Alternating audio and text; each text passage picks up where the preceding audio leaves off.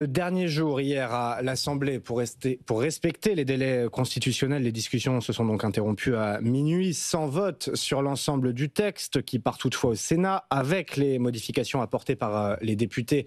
L'Assemblée qui a voté hier sans surprise en faveur de la suspension de la réforme des retraites. Mais ensuite, parmi les autres mesures adoptées, Margot Faudéré, eh bien, il n'y a rien pour financer cette suspension. Effectivement, à commencer par l'année blanche. Vous le savez, le gouvernement souhaitait geler les prestations sociales et les pensions de retraite l'année prochaine pour faire économiser 3,6 milliards d'euros aux finances publiques et aussi pour financer la suspension de la réforme.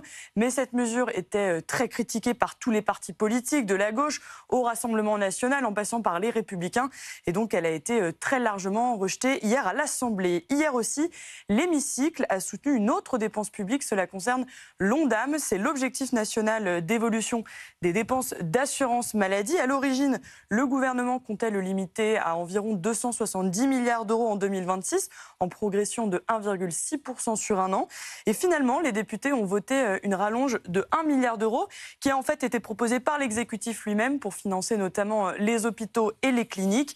Et puis hier, les députés ont également adopté et soutenu la création d'un nouveau congé de naissance qui permettrait aux deux parents de prendre jusqu'à 2 mois supplémentaires chacun pour accueillir l'enfant. Coût estimé du dispositif, 300 millions d'euros la première année.